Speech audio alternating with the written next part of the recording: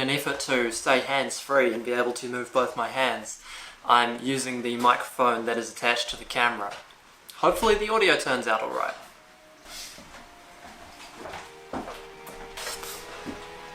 Actually, I'll show you this later.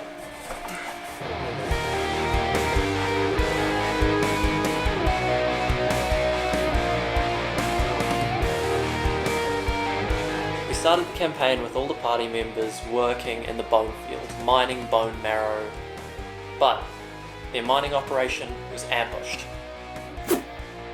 Ambushed by another group of people wanting to steal and mine these particular bones. It was a bloody battle, but during which one of the party members recognised one of the people on the opposing side. And after the battle was done, they questioned him, and he realised that who it was a knight that he previously fought alongside in the overworld, months and months ago before they ever got taken and trapped in the hellscape. This knight has come to the hellscape to find them and tell them about how dire the situation has gotten in the overworld and convince them that something must be done. So the party, with their new or old ally, venture off and start discussing different ways that they can get to a portal and get back to the overworld. The options they come up with are either they storm the front gate and just find a portal inside the castle, sneak into the castle by hiding themselves in cargo and boxes. They could storm the demon army's barracks, which houses the wizard tower, which will hold a book of runes necessary to create their own portal. They would also need to find some specific ingredients for the ritual and a blood sacrifice. At one point they discussed sailing across the lava sea to the edge of the world and seeing if the overworld would just be on the other side, but what they finally decided to do was venture around the back of the castle, through a toxic swamp, and go into a giant pipe which the Demon King uses to discard and flush out any experiments and terrible creatures he makes that aren't up to use for his army. So they'll have to fight through terribly mutated creatures and the toxic landscape which is caused by this pipe.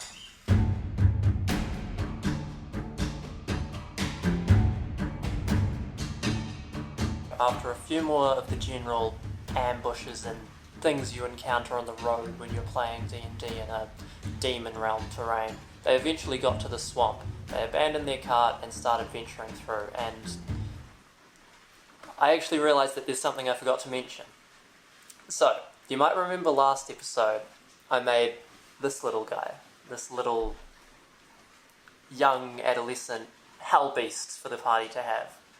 Well, when I told the party that they could have him, they said, oh, what's the stat block? What are its stats? What's its health, its strength and stuff? And I said, I hadn't actually thought of one.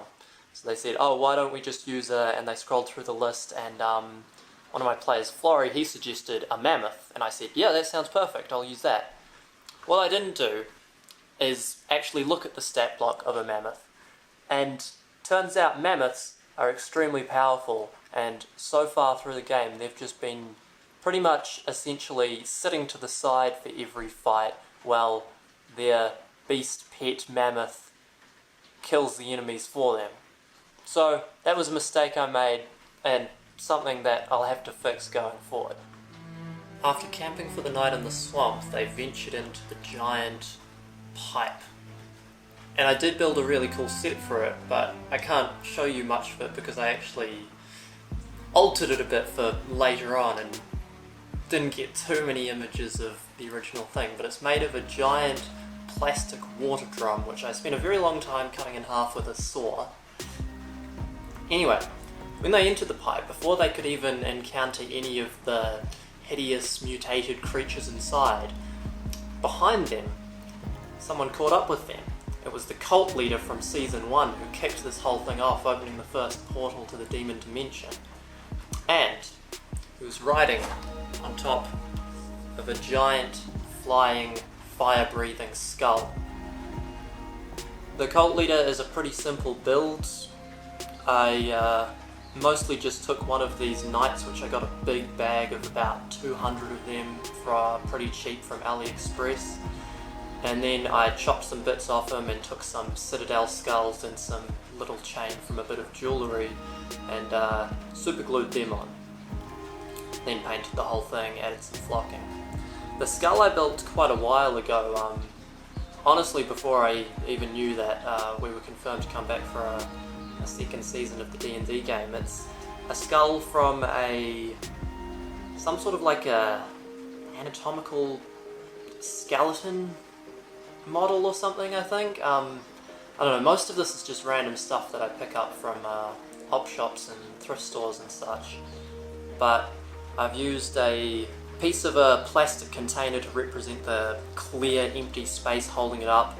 The wings are from a dragon which I bought from the $2 store, and I used some toothpicks to create the fangs and just overall gave it sort of a grimy, dirty paint job. And I also recently created this fire breathing effect for it, which is good because it actually demonstrates to scale in the game what area is being affected by the fire and which players therefore will be affected by it. It's made of stuffing which you'd find inside a pillow or something, which I've put some LEDs inside, and I've just painted it all with orange acrylic paint. And this was my first encounter where I managed to work around the fact that the pet mammoth-based beast was incredibly powerful, because this is a flying creature, can't be reached by the beast. So that meant it was all up to the players to use ranged attacks and teleportation spells and such to attack the skull and the cult leader riding it. Anyway, the cult leader managed to kill one of the party, but then they killed the cult leader before he could get away, and he revealed that he was a significant character from Season 1. It was a twist to the players, but it won't mean anything to you because I never explained who the character was in any of the previous videos. Anyway, that's how that battle went. Then, they ventured further into the tunnel. So when the next session started, I had the pipe covered in fabric like this, and all the players assumed that I had built something inside the pipe and it was going to continue along horizontally as it had. And I had built something inside the pipe, but what they didn't consider is that the castle is on top of a mountain, and the pipe, as well as going across, also at one point needs to go upwards. So I unveiled the sheet and flipped the whole thing upwards, and this is my big innovation to making an interesting encounter, is vertical terrain in the pipe.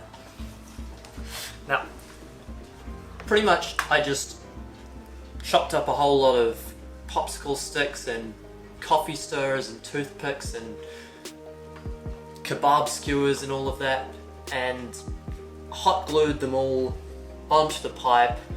Hot glue didn't stick extremely well, so I did an extra coat of super glue and just like lots of extra bits of hot glue, which I mean, it worked for play. And then I sort of garnished it with a few bits of string, a banner at one point, stringers to represent ropes being bound around things, extra beams. I've even gotten a little bit of a rib cage to continue on that bone post-apocalyptic-y feel, chains holding things together. And then I just went over the whole thing with a sort of a light wash of paint, just to make the wood actually look like it wasn't, you know, mass manufactured bamboo and coffee stirrers. And I'm really proud of how this turned out. This first part of it is inspired by Donkey Kong. You can probably see the inspiration there. In fact, I even had homage with the first villain that they encountered up on here throwing barrels down towards them, which they had to roll to see if they could jump over. And this is a continuation of me coming up with ideas of how to exclude their pet mammoth beast from combat, because once the mammoth beast gets up to this first level, you'll notice the only way up is through ladders. The mammoth beast can't climb ladders. And they even thought about teleporting, using a teleporting scroll to get the mammoth up to the next level, but there's another ladder further along, so they decided against it. Now, that's not going to be the end of the beast for the whole adventure, because at the top I did explain that once they got about halfway up, they could see there was a pulley system which was probably used to lift goods up here. So once they get to the end of this encounter, they'll be able to lower that down and bring the beast up to join them. But let me take you through all of the things. First of all, these stairs, which I tried to design so that they could actually hold one of the bases that the miniatures are placed on. It fits between the slats was the idea. Then there's the slope, which I made slightly too steep, so I just had to put a little bit of a couple like sort of crossbars so that the minis wouldn't slide back, they'd stop on those. There's this rope bridge, which every time a player or non-player crossed, they had to roll a dice above 10 on their dexterity to see if they could manage to get across, and if not, they'd fall down to the bottom. And then the party actually only got this far, which is good, because it means I don't need to build an extra bit of terrain next week, because they'll spend that time playing the second half of this. So they haven't yet got into the pulley system, which I'm very proud of as well. So the idea of this is that rather than the tunnel, the pipe just being filled with mutated and ravenous creatures, the creatures sort of put together a bit of a society. They've banded together thinking they're safer in numbers, and they've built things, they've built their own little town, and this is the first defense, the first wall, the first outpost. And once the alarms are raised, more and more creatures started climbing down the ladder to meet them. And what the party did was they put their people who had ranged attacks at the very bottom, which was working quite well. So what I did was I had some more cult members trying to avenge the death of their leader come up and chase them from behind, so then they would have to go up. But of course their pet beast just cleared them up pretty easily because it was down there with them. Then I split the party by having one of the mutated creatures strike a weak point at the wall, which burst open a magma vein and rained lava down. And yeah, I just think it made a really interesting, different kind of encounter, different kind of battle, very different to the usual, flat plain, or even flat plain with a couple walls and hills, clear goal to get to the end. And yeah, I'm really happy with how it turned out. And that's the last session we've played, so any more sets I build, honestly, this took me a lot of time, so I'm going to try and tone back on the complexity of the things I build going forward in the game, but expect this series to continue with more little minis and big pieces of terrain that I build, and thank you so much for watching.